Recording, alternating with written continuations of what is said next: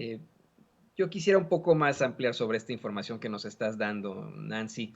Información de cómo antes, durante y después del caso Ayotzinapa fue que verdaderamente se utiliza el malware Pegasus, ¿no? Que en efecto se contrata en tiempos de Felipe Calderón y es cuando tal vez se explota este servicio de inteligencia, si se le puede llamar así, y vamos, esto en contra, obviamente, de los derechos fundamentales de los padres de Ayotzinapa, teniendo a un Estado todavía revictimizando a los que sufrieron este crimen de Estado. Y hoy se está intentando plantear la idea de que en efecto el malware continúa, el espionaje continúa, y es algo que se planteó ahí en la conferencia de prensa mañanera ayer por parte de Nayeli Roldán de Animal Político, quien menciona solamente a 3 periodistas que habrían sido víctimas de este espionaje. Menciona a un activista que después fue exhibido por otro periodista de la conferencia de prensa mañanera, por Carlos Domínguez.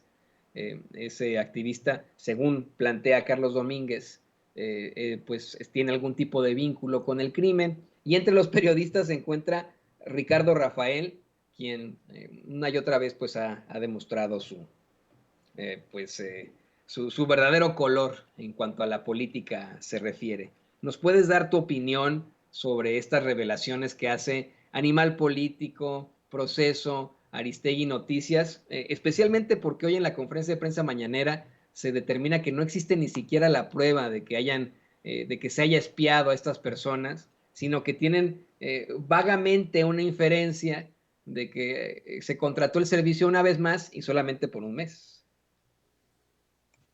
Sí, Toño, fíjate que hoy en la conferencia matutina también se hizo referencia pues a esto de que si realmente se documenta o no, si hay este espionaje del malware Pegasus desde la Secretaría de la Defensa Nacional y pues lo que se dice a través de este video de Infodemia es que no existen pruebas específicas y básicamente hay que recordar que el malware Pegasus pues no solo lo operó la Secretaría de la Defensa Nacional, el documento que ellos revelan, el contrato este al que hacen referencia, pues en realidad no sustenta una acusación, digamos, ya muy sólida respecto de que sea por espionaje o para espionaje. El documento que presentan pues no es claro en ese sentido y pues yo pienso que eso se tiene que discutir más, que la propia Secretaría de la Defensa Nacional tiene que decir exactamente para qué es ese contrato. Más allá de eso, no puede ni Citizen Lab ni las otras organizaciones que acompañan a estas 3 personas que denuncian pues que fueron sujetos de espionaje con el malware Pegasus, no se establece directamente que sea la Sedena. ¿Y por qué no pueden establecerlo? Primero, porque lo único que hacen es un análisis técnico sobre los dispositivos móviles. Ahí lo que se revela es que fueron infectados por el malware Pegasus. Sin embargo, en México no solo la Sedena operó este malware en el pasado, sino también lo hicieron en su momento la Procuraduría General de la República, incluso la Comisión Nacional del Agua contrató este servicio, pero también gobiernos estatales. ¿Qué más pasó con el malware Pegasus? Y esto es muy importante, que además en México se vendieron ilegalmente las licencias para operar pues clandestinamente con este malware Pegasus. ¿Quién lo hizo? Nosotros en Contralínea también dimos seguimiento a una denuncia penal que investiga actualmente la Fiscalía General de la República. Lo hicieron en su momento, pues el propio Humberto Castillejo Cervantes, que hay que recordarlo, estaba muy cercano a Enrique Peña Nieto en su momento. Detrás también de esta pues venta ilegal del malware estuvo Alberto Basbás, que en su momento pues fue titular del Centro de Investigación y Seguridad Nacional, el CNI, y también estuvo Alfredo Castillo e incluso se habla de Walter Mitt. Estos personajes, estos pues políticos del sexenio pasado vendieron ilegalmente este malware, incluso se se desmanteló varios centros de espionaje clandestinos. Uno de ellos estaba ubicado en Santa Fe. Hay que recordar que en este centro pues se encontró pues justamente todos los aparatos relacionados con Pegasus, y todo eso está siendo investigado por la propia Fiscalía General de la República en estos momentos. El caso llegaría incluso a Murillo Karam, es decir, en México se ha operado pues justamente toda una estrategia para que cualquier persona que tuviera capacidad económica, incluido el crimen organizado, utilizara el malware Pegasus. Entonces, la hipótesis no es si la Sedena es quien espió a estas tres personas, sino más bien quién espió a estas personas. El crimen organizado los espió, el sector empresarial que tuvo acceso también ilegalmente a este malware, lo hizo un sector político, etcétera. Y pues hay que recordar que toda esta investigación de la Fiscalía General de la República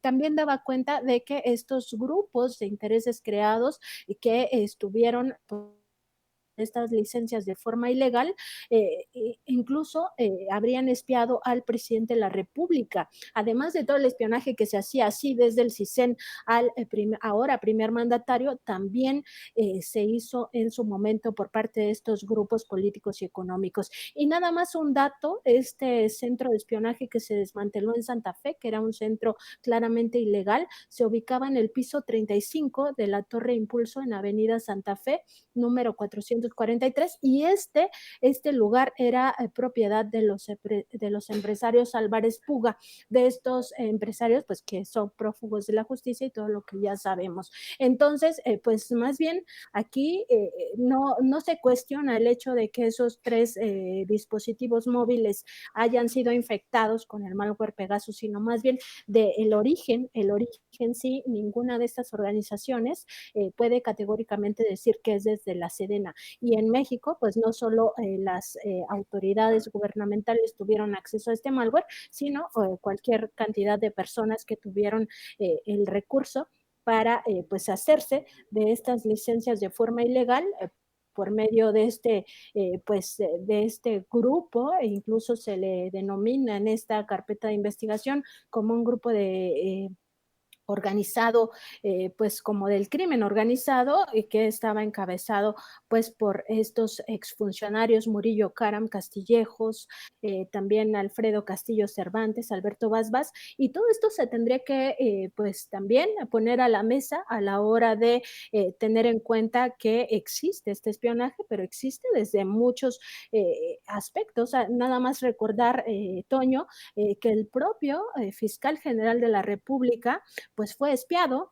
y fue espiado, se dijo incluso en una conferencia matutina, por otro grupo de abogados que tiene mucho poder. Así lo dijo el presidente López Obrador cuando se le preguntaba quién podría estar detrás del espionaje al fiscal general Hertz Manero. No hay que olvidarlo que sus comunicaciones también se hicieron públicas, y en ese sentido, pues estos grupos tienen esta capacidad de romper encriptación y lo hacen a través de la plataforma Pegasus. Pues otro tema a considerar en esta discusión, Toño. Y por eso, Nancy, es absolutamente necesario que con datos duros, con datos comprobables, se puedan hacer este tipo de planteamientos, no llegar a la conferencia de prensa mañanera con una credencial diciendo, es que nosotros somos los que trajimos la estafa maestra, es que nosotros hicimos esto y aquello. Sí, ¿no? Presentar datos, presentar pruebas que no pueden ser en todo caso corregidas, ¿no? No se pueden presentar solamente inferencias. Se tiene que buscar siempre el rigor periodístico y como siempre tú nos das datos verdaderos sobre Pegasus, no como las inferencias de Animal Político. Como siempre te agradecemos tu participación aquí en Sin Censura, de la claridad que siempre nos das en este tipo de casos. De hecho, desde que te conectas la gente dice, Nancy, por fin se conectó, muy bien, y están felices de tenerte aquí en Sin Censura. No te despegues tanto de nosotros, te queremos ver aquí en nuestras pantallas y por favor, compártenos tus redes sociales y lo que están haciendo ahí en Contralínea en esta lucha incansable de la verdad con justicia. Sí, Toño, y nada más, pues reiterar esto, que se trata de inferencias, no es incontrovertible la información que han presentado para nada, y en México pues hace espionaje pues prácticamente cualquier grupo con interés político o interés económico, y esto ya está demostrado en muchísimas ocasiones. Ahí está también muchísimos audios que han salido a últimas fechas, también de algunos comunicadores y opinadores, etcétera. Nosotros estamos en www.contralinea.com.mx. Además, bueno, ya saben que tenemos nuestro programa de lunes a viernes a partir de las 10 de la mañana por YouTube nuestro canal de Contralínea, y nos encuentran además en Twitter como @contralínea y a mí como @Nancy-contra. Pues Toño, siempre es un gusto platicar con Sin Censura de estos temas y de toda la coyuntura, pues para tener un poco de más claridad respecto de estos temas y estas agendas, y sobre todo pues irles montando ciertas narrativas que intentan pues por todas las vías generar esta percepción de que se trata de lo mismo, ¿no? De que es lo mismo, que nada ha cambiado, y pues eso en realidad es con el puro interés de que en 2024 lleguen estos mismos intereses al gobierno, y con eso pues se haga toda se eche abajo más bien todo lo que se ha caminado en estos 4 años. Es muy poquito tiempo, pero por supuesto que podrían retrogradar muchísimas cosas muy importantes en beneficio de las mayorías, que es lo que más importa. Muchas gracias, Toño, y también muchas gracias a todo tu equipo, a tu audiencia. A mí me da gusto y orgullo decir que yo te sigo en Twitter. Por favor, siga usted también en Twitter a Nancy Flores. Y por favor, lea y busque sus investigaciones ahí en Contralínea. Ahí lo tiene usted, la gran corresponsal, la periodista. Además es maestra, es catedrática del UNAM en periodismo, así que, ¿qué más podemos decir al respecto? Bueno, antes de irnos a la